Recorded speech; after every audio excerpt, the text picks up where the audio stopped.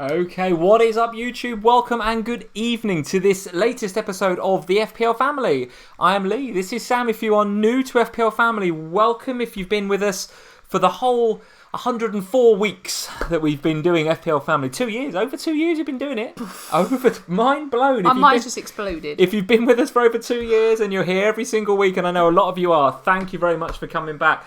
What a game week. This is our Gameweek 1 review. It's come round really quickly.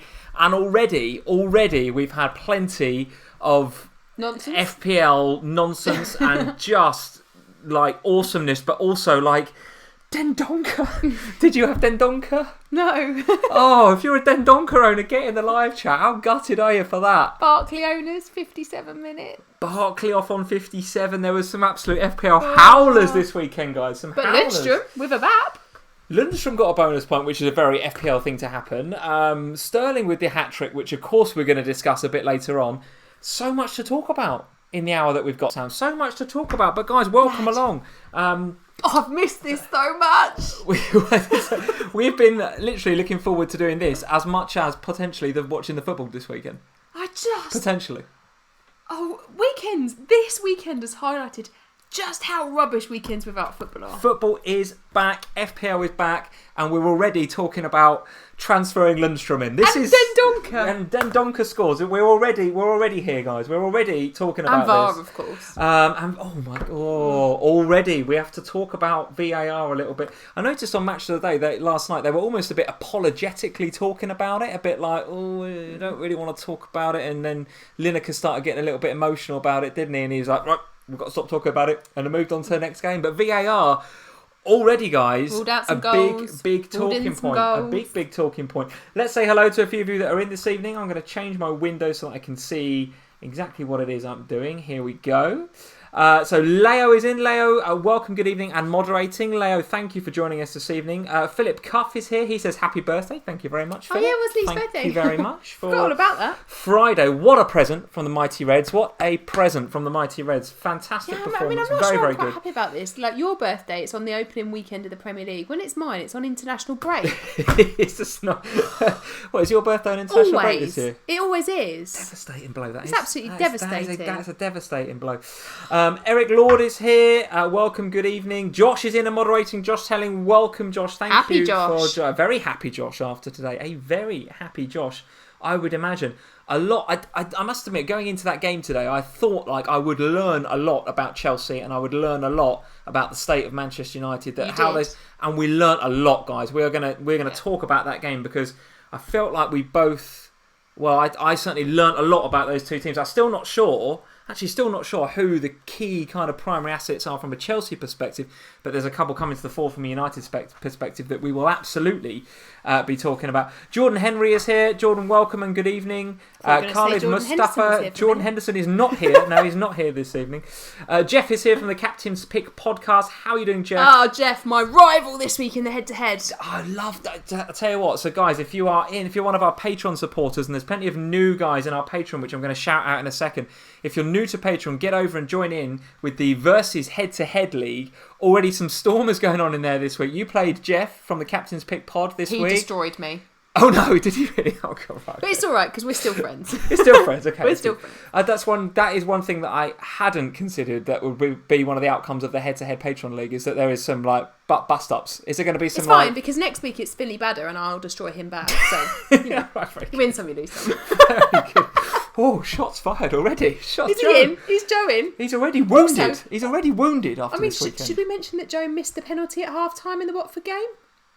What? Got what saved. Happened? He went on the pitch at half-time in the Watford game. Joe Finley Badder? Yeah. On the pitch at half-time? Missed the penalty, though. Oh, Joe, no way. So, not against like Harry the Hornet, was he? It was, yeah. Oh. Well, you shouldn't have mentioned that. Everyone, check out Joe's Insta stories. Check out Joe Finley Badder on Instagram.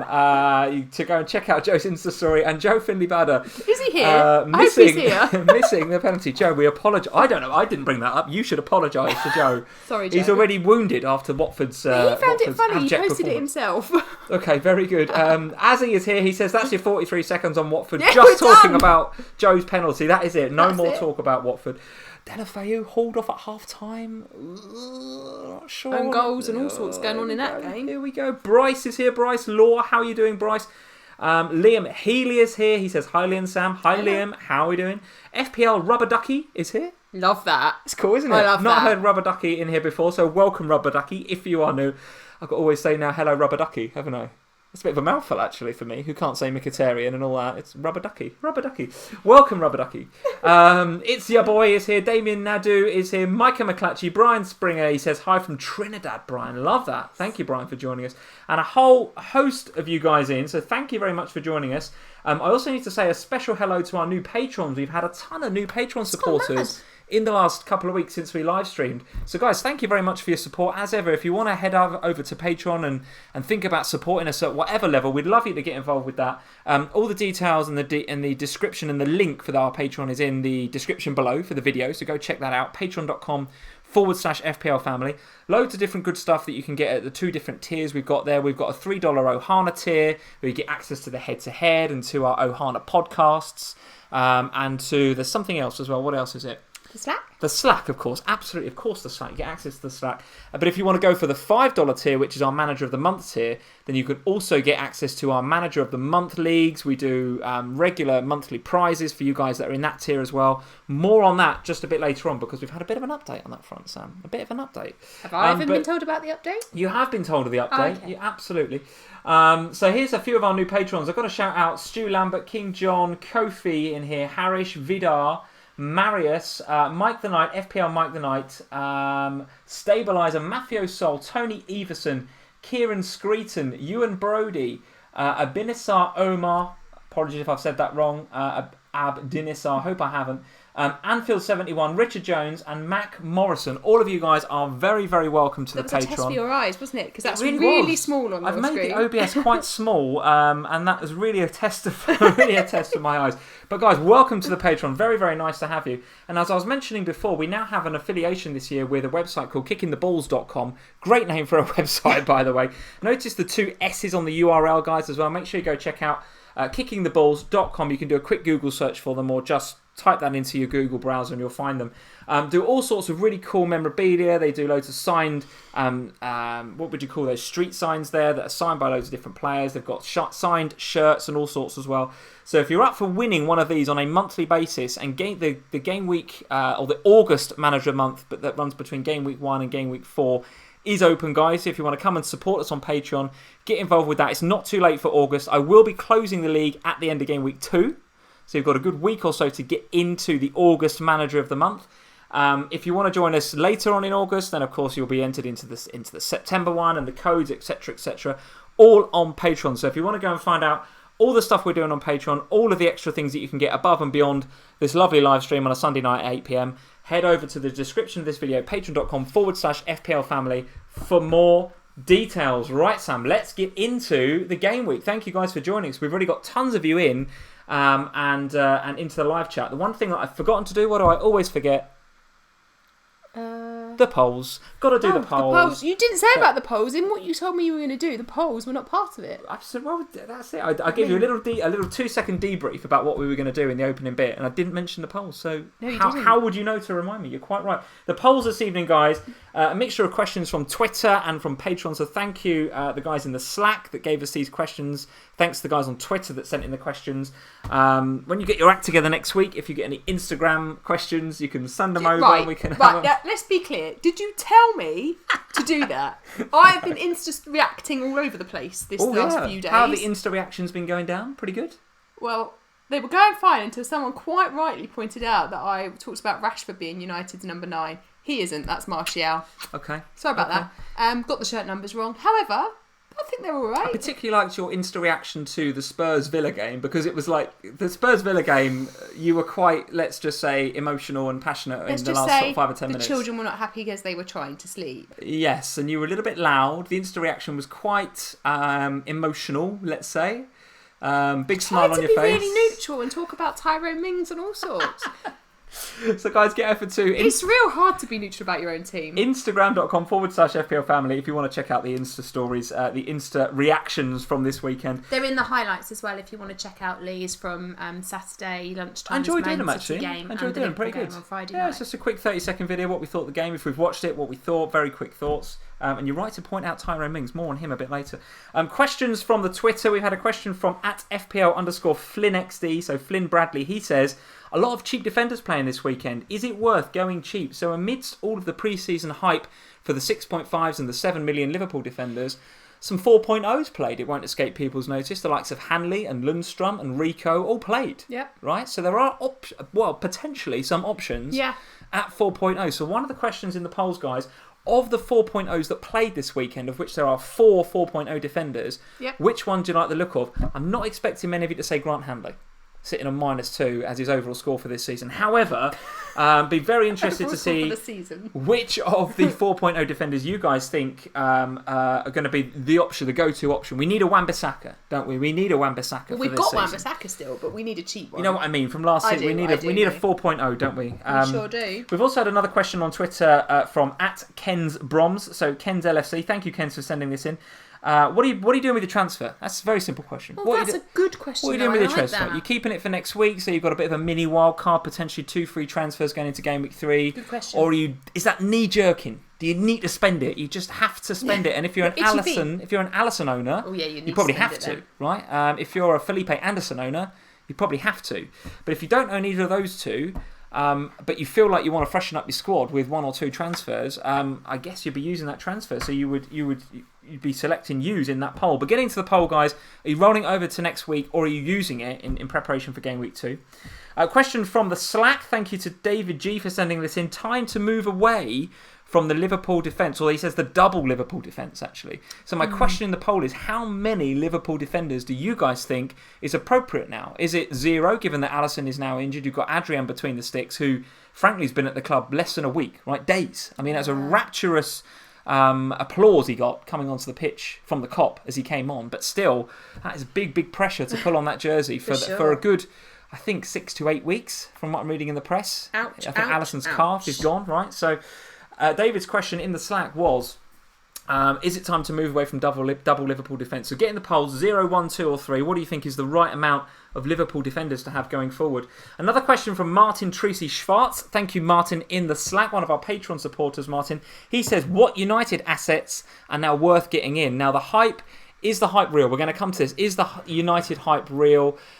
Slaughtered Chelsea today, 4-0. Slaughtered them. But for 60 minutes, Chelsea were pretty good, and we're going to have a bit more of a deep dive into that game in just a second. But what are you guys thinking about United assets? Do you now want Rashford, Martial, Pogba, Aaron Wan-Bissaka, Maguire, or anybody else? Right. So that's the poll question. Who do you want now from that Manchester United team, given that they've got off to an absolute flyer against Chelsea at home? An absolute flyer. And the last question coming in on Twitter from FPL Cheater. He is saying VAR, yes or no? What did you think of VAR this weekend? Did you think it was good, or did you think it was bad for FPL? Without giving my opinion on this, it has added a whole new dimension to the game, and a whole new dimension to FPL too. Well, and that is the question in the poll, guys. It is not whether you think VAR is good for football or not. Is VAR good or bad for FPL? I have some pretty strong views, for those of you that follow me on Twitter, about whether VAR is good or bad for the game. And if you're following the boys at Always Cheating, Brandon and Josh, who run an awesome weekly podcast, go check those guys out. I think it's Josh that largely runs the Twitter, and he's pretty passionate about it as well. He and I think, both staunchly in the VAR is at the moment. I'm not sure that it's great for the game. I'm not sure it's great for the game of football. But is it good for FPL, guys? Is it good for FPL? Get into the polls and let us know, and let FPL Cheater know what you think is the answer to that question. So there we go. Those are the polls, guys. We'll have a look at those at the end of the stream, if I remember, which is, if you guys tuned in last year, you will know that I need reminding and nudging just as we are about to say goodnight, as usual. Right, let's get into it, Sam. Let's talk about, here's our Twitter, @FPLFamily on there if you're not following us already. @FPLFamily over on Instagram, of course. And, of course, we have Facebook if you want to go and check it out over there. Thank you to everyone that's following me on Instagram at the moment. I just had a massive surge of followers, and as you all know, I hit my 2K the other day, which was unbelievable. Really good, right? Loved 2.1k now. So it's Well, it's certainly something. It's something. Thank you, everyone. Really appreciate it. Thank you, guys, for getting us to 2k on Instagram. Absolutely awesome. Let's get into the games then, Sam. I do want to go, cast your mind back to Friday the 9th of August and go all the way back to Liverpool 4, Norwich 1. I can't forget. It's...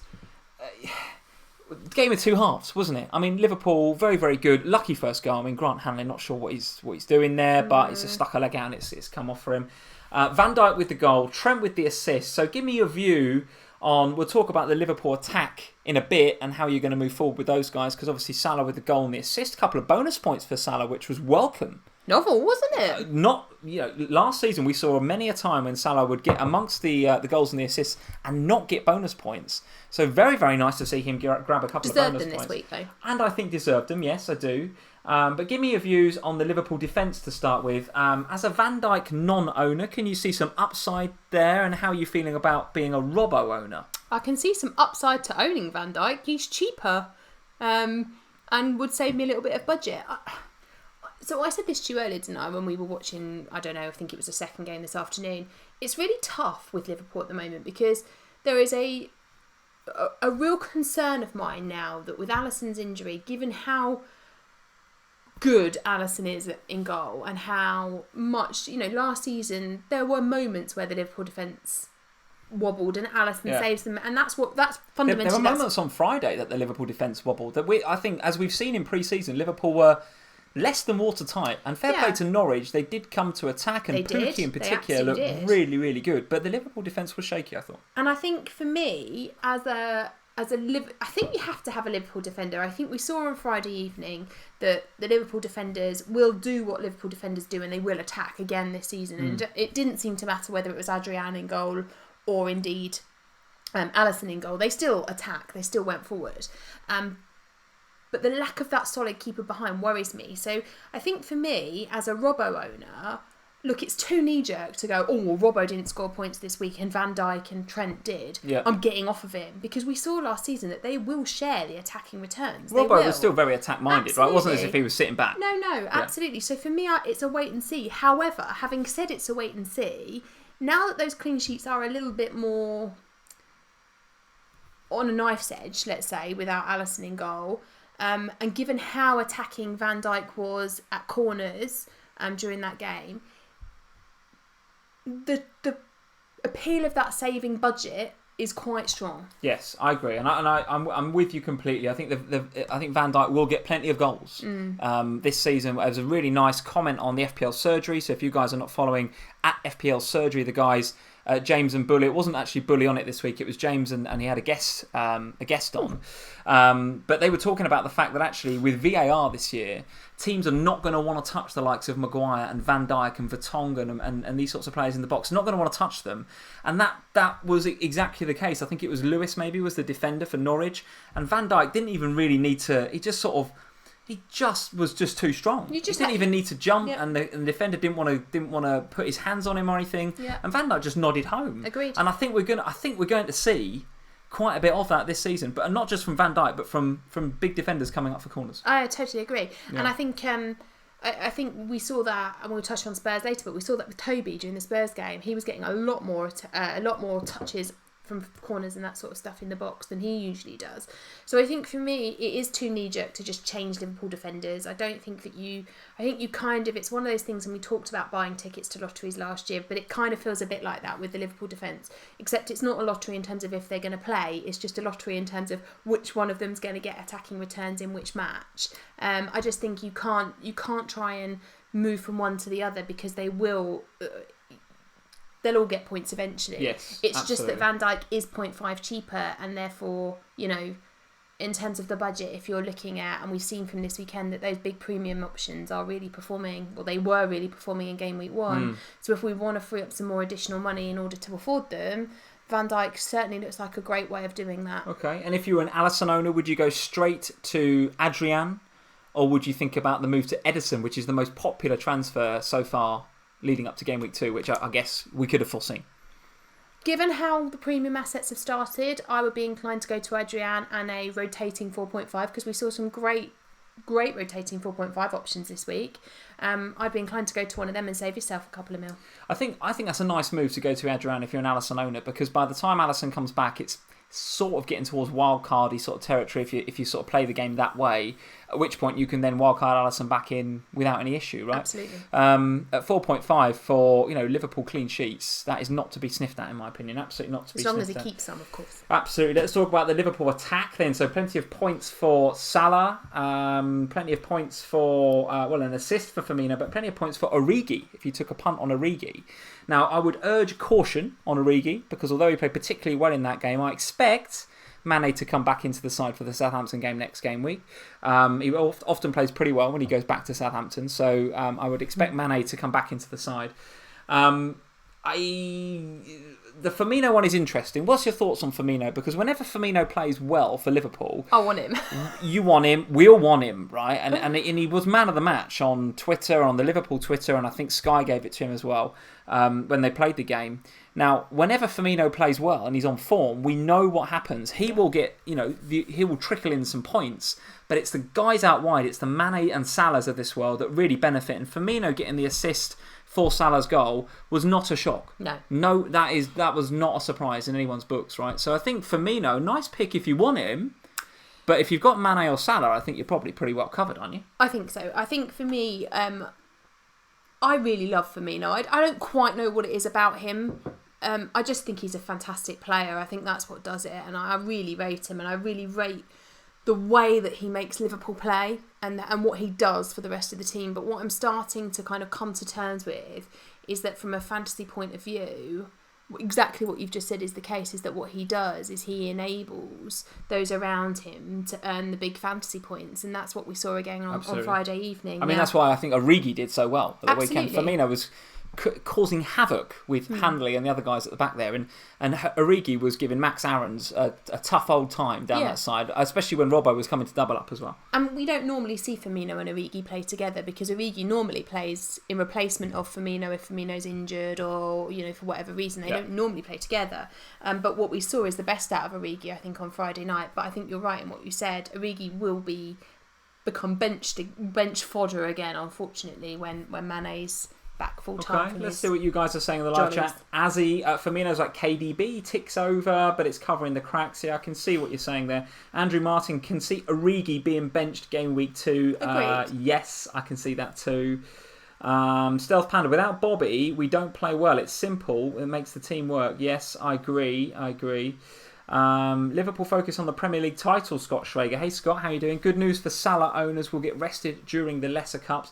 Yes, I expect Liverpool to play pretty much a B team out in, I think it's Istanbul, isn't it? I think we're going to Turkey. Yeah, back to Turkey. So Liverpool playing in the Super Cup against Chelsea on Tuesday, Wednesday. I should really know this, but I don't. I'm expecting Klopp to put out Ox, Lallana, possibly Origi again, Shaqiri. Those kind of players are going to play. Adrian, who needs the minutes. Adrian, who absolutely needs the minutes. A quick word before we move on Norwich. I was really torn, actually. I was really torn, and I think Gary Neville summed it up really nicely in the Sky Sports commentary insofar as Norwich came to play their game, which is to be commended. There's no question that they came out to attack, and that is to be commended. But when you make such obvious and clear defensive errors and give the ball away in such dangerous areas that like their back line did, and they don't really have that they didn't have that centre defensive midfielder really doing a good covering job in front of the back four, it's suicide against any Premier League team, never mind Liverpool. So although they look plucky, they look good, second half they definitely regained some composure, and I like Pukki. Pukki looked really, really good, and he was giving Trent and Gomez a real torrid time down that side. Looked very, very lively in the first half. I noticed on one of the Inside Anfield videos, they do like a behind-the-scenes thing. Klopp will, at the end of games, normally go off with the players straight into the dressing room. But he made a point of going to Pukki and giving him a high five and a hug and all the rest of it in typical Klopp fashion. So clearly Klopp was, saw something in this player. Pukki at 6'5" in the game could be a nice option once Norwich's fixtures clear up. What do you think? Well, the thing is, I think we all said before the fixture list came out that we thought that Pukki would be a good FPL asset. And then obviously the fixture list came out and we all went, oh, no, thank you very much. They are terrible opening fixtures for Norwich, which they are. However, if Pukki can score against Liverpool, there is nothing that will stop him scoring against the other tough fixtures that he has coming up. They are going to be fun to watch this year, Norwich. I agree. They're going to be fun to watch because they ain't going to... it might be until Christmas when they realise they've got to start defending. Yeah. And we're going to get... I foresee goals in Norwich games. And that's why I actually don't think it's an issue getting Pukki now. Like, I don't think we need to wait till his fixtures change anymore. Obviously, let's take game week 2 to see whether he can replicate this. But I think, having watched his performance against Liverpool, the fixture won't put that man off performing. It won't make Norwich stop feeding him the ball. No, absolutely. FPL Chancery is here. Dan, good evening. Hi, Dan. He's saying Pukki home to Newcastle, game week 2. So tempted. There you go. So tempted. Yeah, well, Newcastle were kind of plucky today. But that's enough about Liverpool and Norwich. Let's move on to Man City versus West Ham. We're not going to go through all of these games, guys, but clearly where the big FPL talking points are, we're going to talk about those. Sterling with the hat-trick. Aguero popped up with a bit of a hand from VAR to score at the second time of asking his penalty, and Jesus nipping in with the opening goal too. Sterling actually could have had another goal, although it might have been an assist for Jesus that was ruled out for offside. So could have been even more from Sterling. I put a tweet out there after the game. I think I said in my Insta reaction, you get what you pay for with Sterling. He's 12 million, but he's 12 million for a reason. As a De Bruyne owner and as a Sterling non-owner, how are you feeling about that right now? What's your thoughts about getting Sterling in? There was a lot of swear words that went through my head on Saturday lunchtime. Because KDB did look good, right? It wasn't as if KDB had a bad game. He just did what KDB always does, which is play well, get a clean sheet and get an assist. That's what you're going to get from KDB. And I think for me, I as you will all know, and as everyone who follows me on Instagram will know, I had a really torrid time with my team at the back end of the close season because I really wanted to have Sterling, and I just kept looking at my team with him in it, and Kane and Salah, and thinking the compromises here are huge. They're huge to the rest of my team, and I didn't want to start the season like that. Having Salah, Sterling and Kane, although, looking at it now, that's the right strategy to have for game week 1. Well, it was for game week 1. But we're all sitting there throughout the 2 months of pre-season saying we can't really have 2. Yeah. If you want balance in your team. And I was also trying to plan for a game week 2, not having a transfer. I'm going to give away what my answer will be in the polls, but my plan was to get through game week 2 as well. And I was looking at that thinking, well, if I'm paying all this money for Sterling and Kane, they're playing against each other in game week 2. Like, the rest of my team is useless because I can't get any budget. So in the end, I decided to go without Sterling, and for the whole 90 minutes, it was like torture. And I know that it will be the same until I have him in my team, and so it's really difficult. But then, of course, Saturday night happens, and it's like, well, actually, I've spent my money wisely because, You were sweating on a Kane performance, weren't you? I needed it. 75 minutes into that Spurs game, you were sweating. That as a Kane captainer and as a Sterling non-owner, goodness me, you needed those goals. And I think most of the Kane owners on the stream will be agreeing. Well, they absolutely. And so with Sterling, look, it's not a question of I didn't choose Sterling because I didn't think he was going to replicate last season. I absolutely know he's going to replicate last season. It's just I couldn't bring myself to do it, knowing what I was getting myself into for game week 2. I just knew that game week 2 looked like an issue because of the way my team was going to go. So I didn't have him for that reason. It was hell on earth to watch. That's the honest truth of it. But I have got a plan for it. Yes. It's just we have to get there. Yes, okay. And Spurs came through in the end. What did you make of the... we'll come to Spurs in a bit, but what did you make of the West Ham performance? I was going to say, can we just West Ham? We can sit here and talk about City all we want, but the reality is you've got to have either Sterling or KDB, and it looks like Sterling's the one. Aguero benched, Jesus starting. Does that suggest that there's some rotation there for this season? Jesus with the new number, maybe. So given it happened in the Community Shield as well. So do I fancy spending 12 million on Aguero or Sterling right now? Well, clearly it's Sterling, right? And at the back, I think you're going to get what you pay for with Laporte. You're going to get your clean sheet, and your sixes are going to tick over. But for $1 million less, you can have Zinchenko. 23 and 23 clean sheets for him now. And clean sheets or wins? I thought I saw that it was wins. Yeah, wins. So Zinchenko's played 23 times for City in the last couple of seasons, and the last 23 times he's played, they've won every game. Yeah. And I think what Pep likes about Zinchenko is that actually Zinchenko does as he's told. If you watch the All or Nothing documentary, guys, if you've got Amazon Prime, check out the Man City documentary. Pep is one of those managers, he doesn't like... He likes to be listened to. Doesn't like the big characters. Doesn't like Joe Hart. Doesn't like Yaya Toure. Doesn't like... Company was a bit different, but he's got a bit of a history with just binning off the big characters in the dressing room. Del, for example, went this summer. Big character in that dressing room. And he likes players that are malleable and do as they're told and just implement his philosophy and just, yes, boss, we'll do it. They trust him. Yeah. And Zinchenko is absolutely one of those players. Might not get you tons and tons of assists and goals. Gets clean sheets, but does what Pep asks him to do in a way that Mendy does absolutely not do what Pep asks him to do. And that, for me, is the fundamental paradigm between those two. And that is why I think Zinchenko will continue to get the nod. I agree. But what I will say is that, West Ham... Now, you look at that score sheet and you think that Man City have been brilliant. And let's not take anything away from the Man City performance. They were great. But West Ham, attacking-wise, looked all right. They were all right. They looked all right. I went Lanzini on the basis of the pre-season. Now, all right, I made a rookie error in putting him in the first team other than McGinn. Idiot. Thoughts on Haller as well? Haller, I think, looked okay. I thought, I think for me, the midfield players looked better. So the likes of Lanzini and Forlans, they looked a bit more promising from an FPL point of view. Haller did at times look a little bit waiting about a bit. Not so much movement as I would have liked, but then that might be because they're playing Man City and you're not going to get as much movement and space. Let's see them next week when they, I think they did all right. And I think what we said on the last live stream came to fruition is that West Ham, I think, were taking it as a bit of a let's not go ultra defensive. Let's play our system, use it as a bit of a free hit and see what happens. And they did get runners in and amongst Haller. And when Haller did receive the ball, he held it up well, brought the others into play, absolutely. But if you're going to do that against City, expect to lose the ball high up and 100%. Expect to be under pressure from the likes of Sterling and KDB. But what I will say is I am 100% pleased to have Lanzini in my team. So he might have scored me no points, but he looked good. He looked good to me and has looked good pre-season. I know it's a ridiculous comment given they've just lost 5-0, but I'm still on board with West Ham. I think they look a much better side this year. And if you look at the ticker on Fantasy Football Scout, we've got here West Ham, Brighton away, Watford away, Norwich at home, Villa away, and then Manchester United at home. So now that Man City fixture is out of the way, the West Ham fixtures don't look too bad at all. So I assume, Sam, that you are sticking with Lanzini for the foreseeable future. Yeah, I mean, I got Diop as well, so I'm on the Diop and Lanzini, double West Ham. I'm on the West Ham train. Wow, double West Ham, very good. I'm West Ham bound.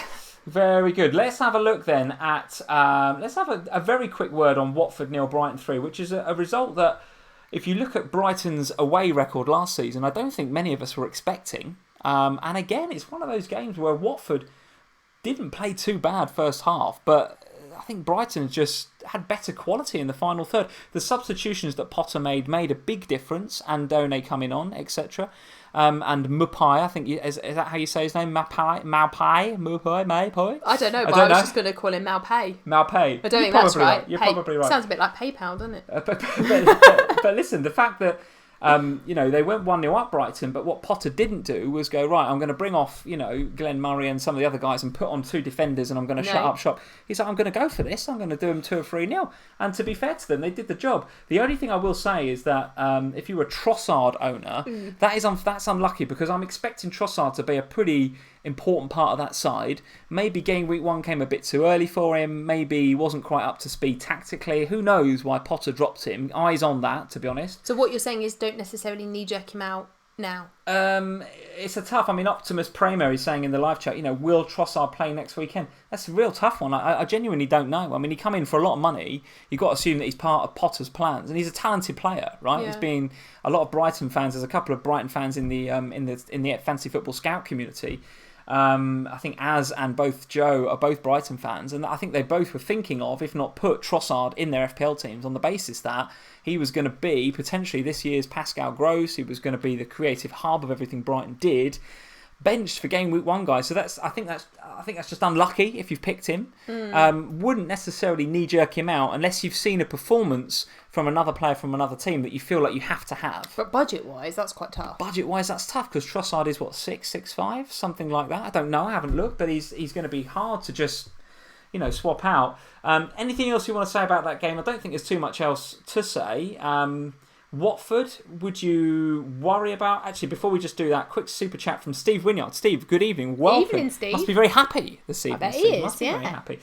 He must be. He's not giving me any abuse yet. Potter is known for his rotations. A nice point there by Steve. So if you're worried about Trossard or Andone or Mapai or Gross or anybody else in that Brighton attacking lineup, just know in the back of your mind that you might get stung every now and again by Potter. Yeah, I mean, I think for me, I don't really want to say too much about Watford because I have seen that Joe's in and I don't want to upset him again, given I've already upset him once tonight. But for me, I must say, I think I sort of overlooked Brighton. I looked at the fixtures and thought, I'm not 100% confident that Brighton are going to get results out of that, given where they were at the end of last season. In a word, is this a new Brighton? Are we going to see a new Brighton this year? Do you think? Oh, I'm asking you. Is new manager, new philosophy, a couple of new players come in? Maybe, but players I think, like Andoni actually scoring some goals. Is this a new Brighton? And the substitutions really worked. Maybe it is. For me, it's the wait. Let's get through game week 2. Let's see how they perform against West Ham in game week 2 and see whether they can replicate that again. If they can, then I think that opens up a whole new, nicely price bracketed group of players that we could think about. Okay, very good. And for my part, I was trying to decide between Heaton and Ryan for 2 months. And I went Heaton. Ryan with a 9-pointer. Of course he gets a 9-pointer. Because Matty Ryan gets 9 pointers. That's what he does.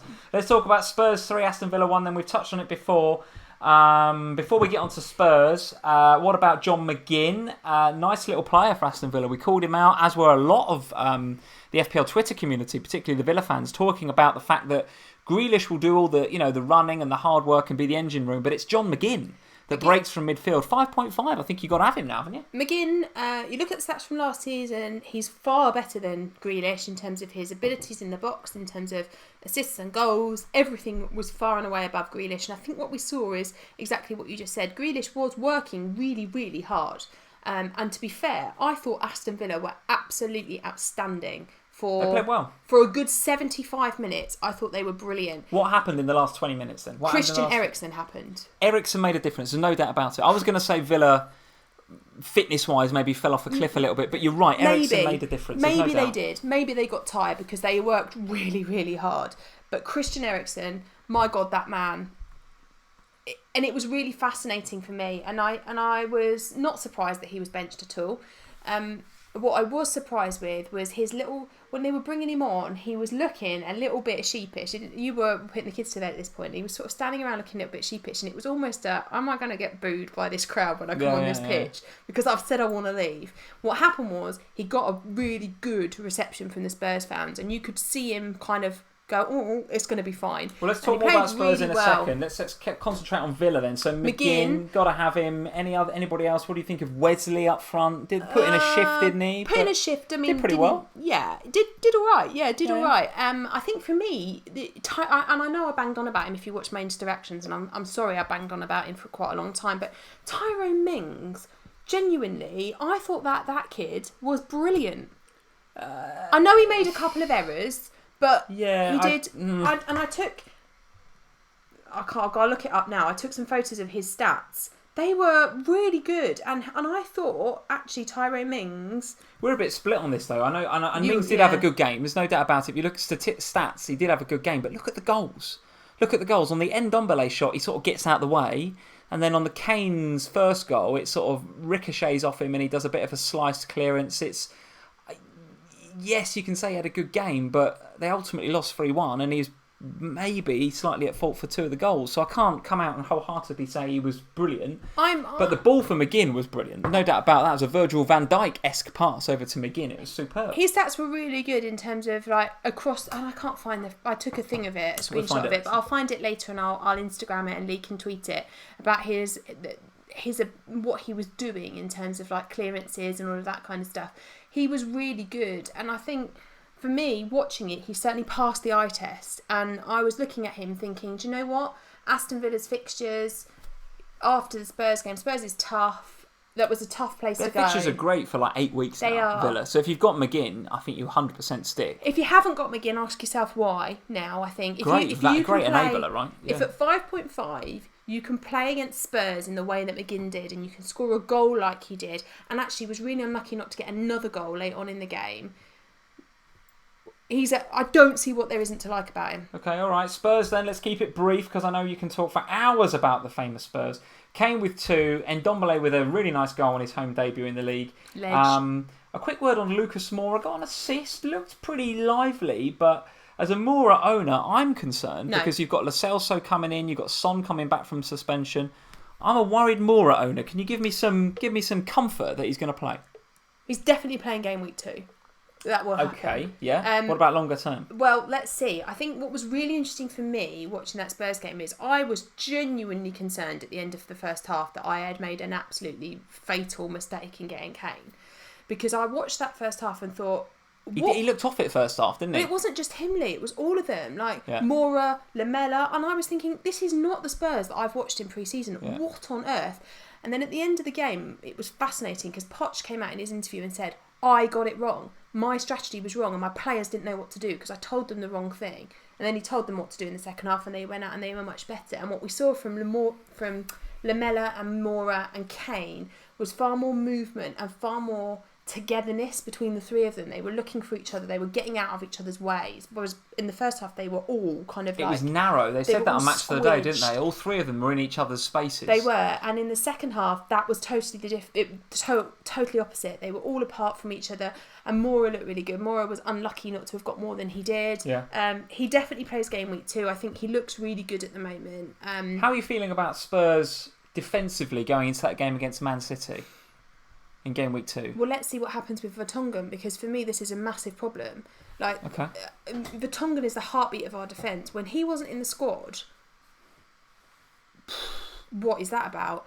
And even Poch hasn't really cleared it up, and the chatter amongst the Spurs fans is all gone a bit off about it, to be quite honest. But I just think that against Man City we need to be like Davinson Sanchez and Toby. I thought were great, and I thought they had a really good game. But for me, we need Vertonghen in there. He needs to be there if we're going to play successfully against the likes of Sterling and company. So I think you're right to point out Vertonghen, but I genuinely think you should be focusing more on the fullbacks. I thought that Kyle. I said that last stream, didn't I? Kyle Walker-Peters looked okay, but he looked like a bit like a fish out of water.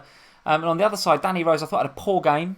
Were you watching a different game to me? But you didn't see the second half. Were you putting the kids to bed? Well, yeah, they were a lot better. They might have improved. A quick super chat from Steve. Thank you, Steve, for the super chat. Steve. First half Spurs lacked width. Second half better with width. Plus, Sam, how did Lampard do so? We'll talk about Chelsea in a bit. But Spurs first half lacked width. All right, so maybe I didn't watch as intently as I should have done. But if I'm a Spurs fan going into that game against City, and I've just seen in particular Sterling absolutely rip West Ham to shreds. In those channels, I think Spurs will get exposed in those channels game week 2, and I think the likes of Walker-Peters and Rose will really struggle to the point where I'm considering Sterling captain next week. And I've got Salah obviously going to Southampton. We'll talk about Southampton in a bit, and I know you're not going to like this, but I think the likes of Sterling could have it could be a very open game. That I've got to disagree with you totally, to be honest. I thought Kyle Walker-Peters. Thought you might. I thought, and if you look the statistics for Kyle Walker-Peters in that game, and he was up there on the man of the match polls. He was really good in the second half. I think you only really watched the first half, so you didn't really necessarily see it, which is why I agree with you. In the first half, they looked really poor, but I think what we'll find is an improved Spurs next week, because I think. Okay, well, defensively you do need to improve against City. There's no question of that. Plays, because there's no question about that. Christian Eriksen doesn't play, we're in trouble. Quick words on the other games today. Then Leicester versus Wolves, a bit of a disappointment from an FPL perspective, right? I had Jota from Wolves and I had Perez from Leicester. And actually, the only bit of excitement from that game, and it was on TV the same time as Newcastle versus Arsenal here in the UK. So we're actually watching the Arsenal game live. Didn't get to watch Leicester v Wolves. But it was Dendoncker that made all the headlines from an FPL perspective. I mean, we're all talking about whether we should have this guy over the summer as our bit of bench filler, maybe third or second bench. Should we be looking at him a bit closer for goal threat now, Dendoncker? I mean, I know it was ruled out because of the handball and VAR, etc. But if he's getting in those positions... Any comments about Leicester Wolves, and should we have been expecting more from those two sides, or did they simply just cancel each other out? It's hard because we haven't seen the game and we haven't seen any highlights from it yet, but I expected more from them, to be honest. I expected more from both sides. I didn't expect clean sheets from either of them. I was expecting goals from both sides, so I'm surprised not to have seen any goals in that game. Yeah. I think It's tough. I mean, Wolves are obviously midway through the Europa League qualifying, so there's that playing in the background. So maybe Have they got their second leg this week? I believe so. I think they have, guys. You can tell us if we're wrong in the live chat. But if they have, I think there's something like 3 or 4-0 up from the first leg, and the second leg is at home at Molineux. So I don't anticipate Nuno Espirito Santo, flogging his first teamers in that second leg of the Europa League. They don't really have much of a squad depth, so yeah, it's got to play some of them. Even they can get past a team that are already 4-0 up against. I don't even know they're playing, genuinely. But then game week 2, I should know this, but let's have a look at Wolves' fixture for game week 2. It is of course it's Manchester United at home and then Burnley at home. So I'm kind of happy to give Jota another chance on that basis. I don't think the Europa League is going to put me off and make me switch him out. So I think if I had him, if I had Jimenez, if I had Dendoncker, I think I'd be sticking. And Leicester assets? Do you think Vardy or Perez should come into the radar now? Do we need more data on Leicester? Do we just need to watch them again and maybe in game week 3 and then we start making decisions about what we're doing with them? Because the fixtures are okay. I mean, I listened to a little bit of this game and they were saying that it was very much Brendan Rodgers of old. What we see, the building up, let's work out from the back and all of that kind of stuff. And from what it sounded like, it was more like the midfield that were involved in that patient build-up than it was Vardy. It seemed to take Vardy a long time to have a shot, or at least a shot on target. So I'm comfortable having Perez. I'm comfortable keeping Perez, certainly for at least another game week. To be honest, I think it's very, for me anyway, I just can't knee-jerk a player out after one game. Well, you picked them in the summer for a reason, right? Yeah. And the reason why we picked them is from what happened in pre-season. So just because he's not scored in this one game isn't enough for me for going, right, that's it, off you go. And as Orsemo is saying in the live chat, thank you Orsemo for joining us, got to fancy Perez and Vardy against that Chelsea defence, which is where we're going to go next. Manchester United 4, Chelsea 0. I genuinely blew my mind, this game. I mean, like I say, I thought that I would go into it learning a lot about the two teams. I definitely did. The first half was guys, get in the live chat. Tell us what you made of Manchester United 4, Chelsea 0. First half was just, Chelsea were robbed. I mean, they were far the better side. They were far more fluid. They had a lot of the ball. They had a lot of possession, but they just lacked that cutting edge in front of goal. And I know they hit the post a couple of times, but they just need that striker that's going to be far more clinical. Tammy Abraham looked good in spells today, but sometimes I looked at him when the likes of Barkley and Mount and Pedro were doing the build-up play, and I'm looking at Abraham, and he's like, I hate to say it, like Benteke, he's just standing waiting, and that's saying a lot, isn't it? There was no movement from him there. It was easy for the likes of Lindelof and Maguire to defend against him. Now, don't get me wrong, Maguire had a fantastic debut, more on him in a bit, but Abraham was easy to play against. So, despite everything I've said about Chelsea, I still think they lack a bit of cutting edge in front of goal. And I don't know that Abraham's the answer, but I also don't know if Giroud's the answer or Batshuayi's the answer. I'm actually not sure who the answer is. Maybe it's Pulisic when he gets embedded into the team. But thoughts on Chelsea? I mean, I said on the Slack just before the game kicked off that this was the game I was most excited about this weekend. Not from a football game, but from an FPL game. This was the one that I was really interested in because my scouting eyes were well and truly on for game week 3, and Manchester United and Chelsea are the two big clubs that I don't feel I haven't got any. I don't feel I'm invested enough in. I feel like I need them, but I needed the time. I got to learn, right? We need to know to understand which of the players from these two sides were the right ones to be on.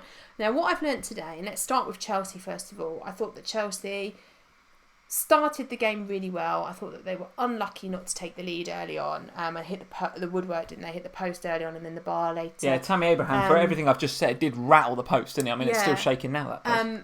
But for me, what was a real concern in that Chelsea team, well, there were two. The first one was that, like you just said, there was no teeth about them. There was no bite. So that team, there was lots of really good build-up play, and you could really see the Frank Lampard in them. You could see that build-up play and that working the ball. And it's almost a bit like too patient, wasn't it? They need to be a bit more direct. Go at them. Because United, for me, they didn't start that well. United built up. Once they scored they got the first one, that gave them some confidence. You saw an improvement in them, and then the next one, and it was the same thing over and over again. Whereas I kind of feel like if Chelsea had scored, when that he's hit the post early on, if that had gone in, this would have been a totally different game, because I think Chelsea would have taken the momentum that Man United took from their first goal. Do you know what I mean? So for me, Chelsea's an issue, because I was really hoping that there would be, and when Mount and Barkley both started, I was like, great, now I've got a real option in the midfield now.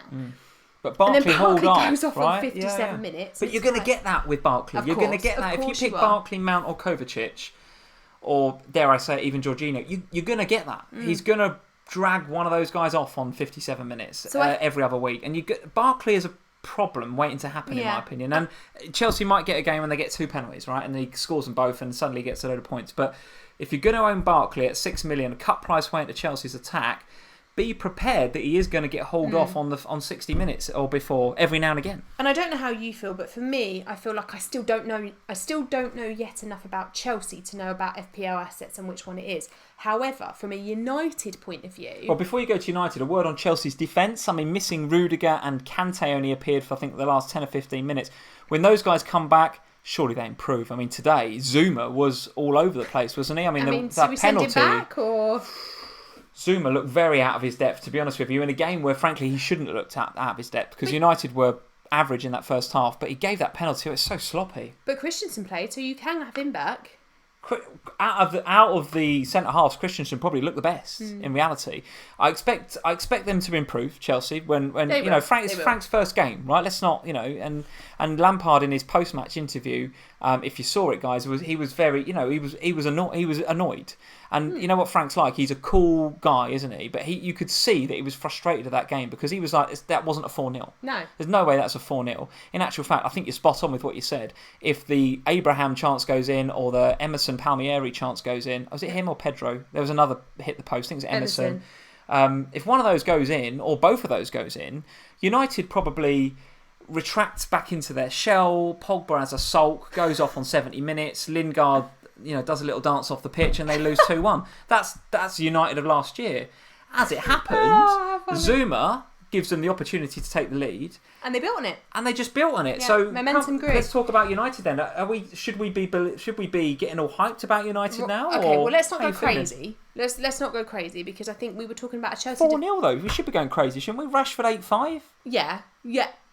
Let's talk about Rashford, but I think we just have to be wary that the Chelsea team sort of capitulated, didn't they?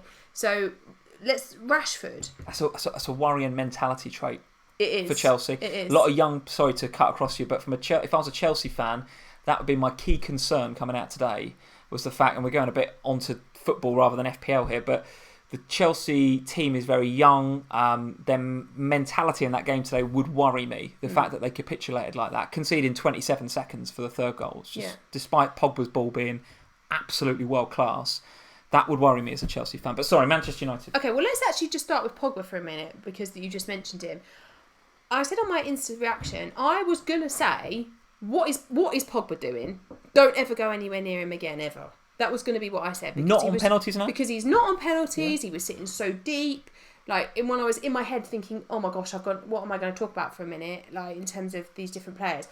But even in a game where I thought Pogba was particularly average, he was very deep but not on pens. He got 2 assists and 2 bonus points. Okay. So, I think what we're seeing from Manchester United is if Manchester United can be the team that they were when they were 2-0 up, suddenly, as FPL assets, they become really, really useful, particularly Rashford and Martial. Well, yeah, and I think you're right. That pace on the counter, as Steve Wynyard, thank you again, Steve, for the super chat. We're not going to agree, are we? He's saying, United are great on the counter against the Park Bus teams, and I have to agree. They were great on the counter, but I also agree with you insofar as once they got that confidence, it was a confidence thing. You saw it. It sort of. As Chelsea's sort of poor, sorry Chelsea fans, as they mentally degraded in that team, United went completely opposite way. They suddenly found their feet and were like, we're actually decent here. You saw it in their faces and in their performance, and you heard it from McTominay,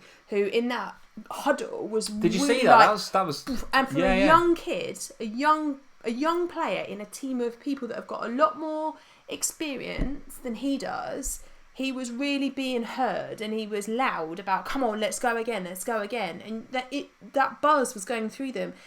And this was the United that there was potential for there to be. There was potential. for this side to go that way. But from an FPL point of view, I just didn't know who it was going to be.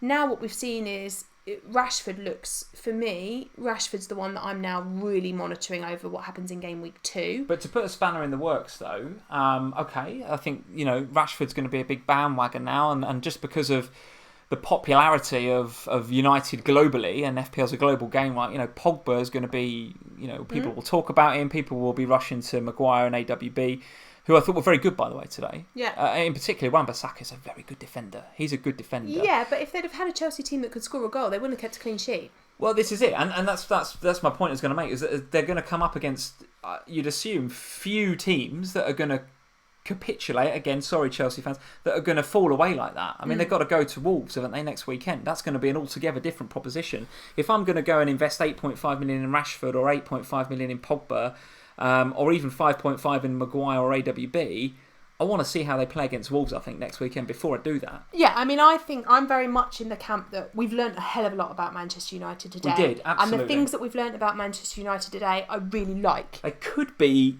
really, really good. Absolutely. I really like the things I've seen from Manchester United today. I really like that spirit that they built. And it made me feel very confident as an FPL owner that if I was investing my money, I wasn't investing it in a team that were going to go 1-0 down and then never come back from it. But 100% want to get through game week 2. If they can do that again against Wolves. Yeah. And Banger McGlynn, who, again, a new name, but a brilliant name, Banger McGlynn. Thank you, Banger, for joining us. Martial, clearly a bargain as well, provided he clearly a bargain, plays forward, but he's a midfielder in FPL. So, yes, look out for that, guys. 7.5. And had a number change this year. My number change theory, Tips will be loving it. Martial looked good. No doubt about it, looked good at 7.5. If you're thinking about getting off Amora, maybe Martial's the way to go. Fraser didn't play well this weekend, although I think you should give him more time. So there we go. Those are the fixtures. Loads more we could discuss. We haven't talked about Bournemouth and the fact that King and Wilson, who was it that got the goal? Metham, wasn't it? Yeah, Metham. Out of all of the King and Wilson and Fraser talk, it's Metham that gets the goal. Absolutely, Billy Sharp. Absolutely incredible. Billy Sharp for Sheffield United in a game where Lundstrom got 20 BPS in the BPS point system, picking up a bonus point as a 4.0 out of position midfielder. That's in what FPL, we like, guys. That is to, without answering the poll question, we like to see that, don't we? We like to see that. We do. And Burnley, the Ashley Barnes train is gathering momentum as we speak. But what happened to Southampton? Not sure what happened to Southampton. If they defend like that against Liverpool at St Mary's next weekend, that could be a very challenging game for them. All aboard the Salah captain train. All aboard Salah captain. So there we go. Let's talk about our teams and how we got on this week. So let's just give this a quick refresh. Oh, I don't know if I really want to. Well, I think you are representative of most of the miserable buggers that I've come across on Twitter over the last day or so in saying, oh, I've only got 68, I've only got 73. That is a good score this game week. Coming into today, Just the call me FPL... a miserable bugger. Yes, I have. Live on YouTube. Yes, you've done very, very well this game week. And the average points, guys, and I think this is yet to be updated, but coming into today, I think the average points was 47. It's going to be 60-something, I think. It would have gone up a bit because of Man United, for sure. But, anything in the sort of 60s and 70s and even 80s, guys, and some of you will be in the 90s. If there's anyone in the 100 club... There will be. Get in the live chat, I want to hear from you. But 86 for me this week, I'm very, very happy with that. Was looking really good once the Trent Alexander-Arnold assist, the Van Dijk goal and the Salah points came in on Friday. Very happy with that. And then clearly the Sterling hat-trick, done very, very well out of that too. And the Zinchenko clean sheet, all good. Cheeky assist for Wilson and for Mora. So despite neither of them having an amazing game there, ticking over some points. 5 points is nice. I'll take that every week. The disappointing one was Perez and Coleman, right? I wasn't expecting... Perez and Jota, you mean? Sorry, Jota and Perez, yeah, absolutely. Wasn't expecting that to be a 0-0, actually. But Coleman 6 is good. Heaton 2... I can't get too upset with him because I think he actually played all right. It's just that the other two keepers I was considering over the summer, which were Pope and Ryan, both did really well and I think Ryan got 9, maybe Pope got 7 or 8. But Heaton's fixtures coming up are really lovely. But the fixtures look all right, and Aston Villa didn't look too bad defensively until they run out of Juice and Eriksen come on. So I'm kind of I think I've made my bed with Heaton in the summer. I'm going to stick with him and see how he goes in the next few game weeks. McGinn was on my bench, so I'm happy that he's in my squad. I mean, I'm obviously not happy to bench the points, but given that there's probably going to be quite a lot of people looking to get him in, I'm quite happy that he's in my squad.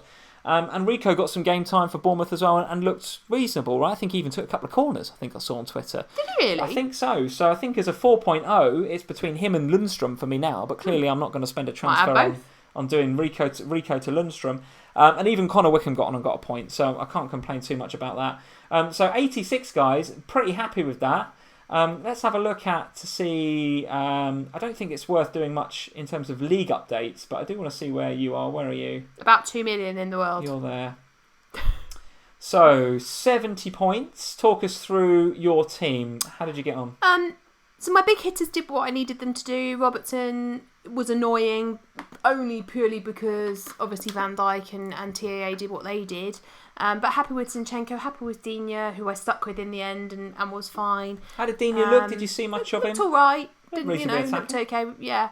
First 20 minutes or so of that game, he was boxing it left, right, and centre. He was crossing, wasn't he? I just think that if Digne's going to work as a pick, I need Keane to be playing ASAP and not Calvert-Lewin. That's how it feels for me, as from an Everton point of view. I'm happy with Digne. We just have to see. Salah, I'm obviously delighted with KDB. I'm all right with KDB. He did what I asked him to do.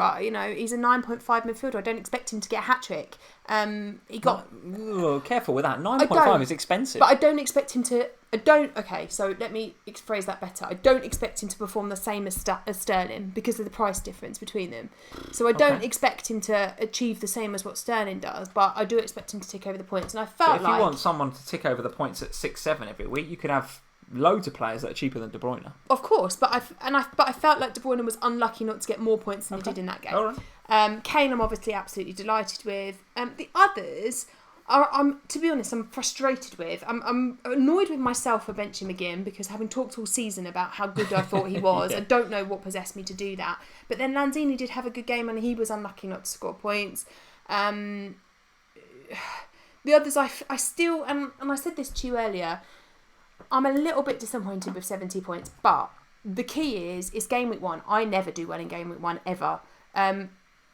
It's above average, which is important. More than that, my game week 2 team looks good, and that's the key. Is I'm looking at my team for game week 2, thinking you look like you're going to score points. Now, from that point of view, that's all I'm interested in, because going into game week 3, I'm going to have 3 transfers because I'll spend a couple of points and I'll use my 2 rolled transfers. So I feel like it's just 70, but it's just 70 in a game week that's going, hopefully, to go much better next week. So right now you're thinking no transfer required right there. We're going to stick with it, roll the transfer. Yes. Okay, yeah. I must admit I'm thinking along those lines too. Early thoughts on a game week 2 captain? It's going to be on Salah. Salah captain, okay, interesting. There's no way I'm going to captain anyone against Spurs. And I can't captain Kane against Man City. Okay. So it's going to be on Salah. Okay, very good. All right. A quick shout out to our Patreon head-to-head leagues. Now, we genuinely never done this before, the head-to-head stuff. So it's pretty new to me. As you can see, it's not updated, guys. So I will do updates on Twitter as we go along. And actually... That's just your team. Actually, on the website, on FPL website, it looks as if you can just see how... your own team has got on, right? So in terms of me versus Jack this week. But on the app, I've noticed that you can see how everybody's got on. I don't know if I can just see that as an administrator. I don't know. Learning as we go along, as usual on FPL Family. So I think what I'm going to try and do, whenever I do a head-to-head update, I'll obviously do it on Twitter, for those of you guys that follow us on Twitter, at FPL Family. But I'll also try and do like a screenshot from my phone and paste it into the live stream so you guys can see it. But for now, anyone that's a Patreon supporter, get over to patreon.com/FPL Family.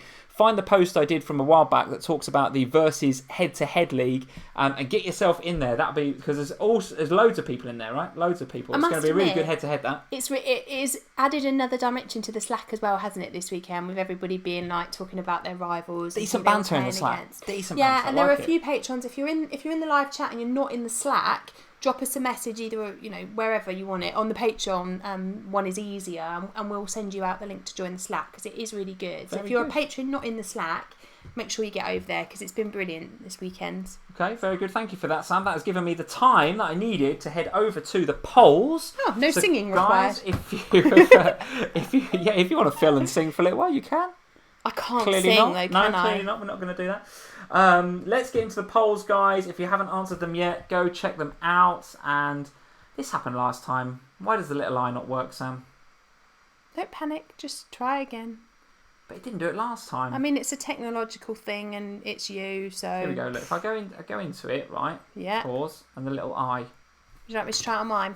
Go on, have a look. Now I've got to sing while you find that. Are you going to sing? No, I'm not going to. Bloody not going to sing. You're kidding. Why does my little eye not work? Every other time. Oh look, if I go to that is weird. Look, if I go to landscape, it works. How weird. Right. Best 4.0 defender that played in Game Week 1, Sam. Kelly from Palace, Lundstrom from Sheffield United, Rico from Bournemouth, or Hanley from Norwich. Well, given the little bonus point, I'm going to go with Lundstrom. Lundstrom, all right, very good. 68% of you guys are agreeing with us. Lundstrom, what a legend. Despite the imminent threat potentially from Bezic coming into Sheffield United, who could take that place. I know. Can't drop him, he's got a back. I can't drop him. He is nailed, Lundstrom. No, we can't say that. We can't say Lundstrom is nailed. Well, if he's not, I'm going down there to Southampton to have a moan. But you need to go up to Sheffield rather than down to Southampton. Oh, yeah, up to Sheffield, yeah. For those of you that don't know, geography strikes again when it comes to Sam. My geography Absolutely is appalling. Beautiful. Brilliant. Why do I keep thinking he's a Southampton player? I don't know what At it is. I think it's because of Bednarak last year. I think that's what it is. At least you knew Southampton was down and Sheffield was up. That's good. From I do know that. From where we are. I do know that. Lundstrom 68%, Rico in at 16, Kelly at 12, Hanley in at 2. So Lundstrom, the overwhelming favourite there. Why did you put Hanley in? No one's going to go for him. Well, there was only -2. There was only 4.0 million defenders playing in Game Week 1, and he was one of them, so I kind of had to put him in. One free transfer for Game Week 2. Are you going to use it, Sam, or roll it? You've already said you're going to roll it, so let's roll. 81% of you guys. Only 18% are going to use your transfer. I wonder if they've got Alisson. A lot of you guys in the FPL family community going with rolling the transfer, saving it for that nice little mini wild card. Yep. Game Week 3. Love it. How many Liverpool defenders do you want now? 0, 1, 2 or 3? 1. Just the 1. Okay, you guys are still backing the Liverpool defence. Ooh. Given the fixtures, I think, to do pretty well. 59% of you are still backing the 2 Liverpool. Well, he's got Premier League experience. He's not a complete unknown, is he, I guess? No, although he's clearly no Alisson. But just hope he doesn't get injured in the Super Cup. Yes, indeed. 59% of you going with 2 Liverpool defenders, 34 with 1, and only 2% for either 3 or 0. So, you've got to have 1, and plenty of you guys are saying 2 is still okay. Which United asset would you want now, Sam, out of these? Maguire / AWB, Pogba, Martial or Rashford? Rashford for me. I think you would say Rashford, wouldn't you? Yeah, 35% of you guys are saying Rashford in at 8.5 in the game. Martial, 7.5 and a midfielder. Would you say looks equally threatening from open play, Martial and Rashford? I know Rashford got the penalties. Is he worth $1 million over him? In a word? I quite like the look of Martial as well, but I think it's more my forward line that I'll be tweaking if I'm tweaking. Very good. Rashford 35, Martial 33, Maguire AWB. So a quarter of you guys, 25% looking to invest in the defence, and Pogba in at 5%, despite that worldie of a pass for the third goal. Only 5% of you going really Pogba. Deep though. And then Sam, VAR, good or bad for FPL? Are you saying it's good for FPL? Yes or no? For FPL, good or bad?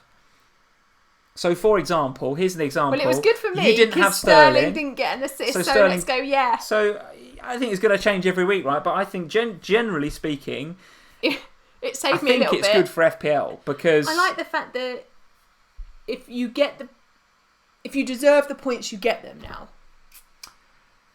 Yeah, but so say Dendoncker gets that goal today, yeah, then I'm and annoyed. In the replays, it's handball. I'm annoyed. And everyone that's played Dendoncker, for whatever reason, rightly or wrongly, gets those points. Yeah, I'm annoyed. That's jammy, and we're all a bit annoyed, It's aren't we? cheating. So it's not cheating, Sam. It's cheating. It's not cheating. So you're saying, yes, it's good Stops for FPL. cheating. Yeah, Sterling tried to cheat and handled it in, didn't he? Interesting results. 65% of you guys, 65%. So 2/3 of you are saying, yes, it is good for FPL VAR, and a third of you saying no. Time will tell. Time will tell with VAR. I quite liked it. It was interesting, wasn't it? Because in the City game, loads to discuss from a VAR perspective. And I guess we're going to watch Leicester and Wolves a bit later on Match of the Day 2. We're going to see the Dendoncker incident. Plenty to discuss there too. But, I think week on week, I'm hoping that it's going to become less and less of a thing, and it'll just become part of the game. Some games it wasn't really a part of, and that's where I think you know. And the games where they did have to make VAR decisions, I got generally thought they were right and they were quick. Yeah, I agree. Generally speaking. I thought VAR was all right. Yeah, my thing with it is, I don't want to go into VAR too much, guys, but my thing is it sort of stops that moment, that celebration moment, doesn't it? When you think, he scored there, do you go wild with celebration or do you just hold it in because you think, oh, well, that could have been offside or it could have been a handball? It might just curtail those moments a little bit, and for me, that's a bit of a concern I have over it. Well, I went wild, and then I thought, all VAR, oh no, it's all fine. Okay. So I do agree with you on that, but I think it's good for the game in the long run. If the results are fair and true, then it's the right thing, right? Okay, very good. Well, there we go, guys. Well done this game week. Lots of scores in the 60s, 70s and 80s, so very, very good. A nice solid start, I think, for the FPL family community in FPL Game Week 1. Just a quick word to say that we are going to be on the FPL show this week, so tune in to see us with Jules and James on the official FPL show, shooting on Thursday. So those of you that can watch it live outside of the UK, then it'd be great to get your thoughts and comments on how we get on Twitter, because it's out earlier. It's a little bit longer as well. David and Az were on it last week. Did a great job. And I spoke to David afterwards. He was saying that the 45 minutes still goes quickly. We used to think the half an hour goes quickly, but the 45 minutes still goes quickly. But we're really excited to get back down to the studios to film that on Thursday. For those of you inside the UK, you can catch it on the official FPL app on Friday morning when the videos normally get released. That is it for another FPL family live stream. Thank you for joining us. We had, Sam, something like 620 odd people in at one stage this evening. So that is an FPL family record, guys. Thank you for joining us. Hit that like button before you go. It'd be amazing to have 620 likes on the video before you go. And if you're new around here, make sure you hit that subscribe button. Obviously, hit that notify so that you know when we're live. Every time we go live, Sundays, 8 p.m, we will be here every single week talking about FPL and what's happened in the game week. So until then, guys, the next stream will be this time next week, Sunday, 8 p.m. We will see you then. Cheers. Take care, everyone. Green arrows.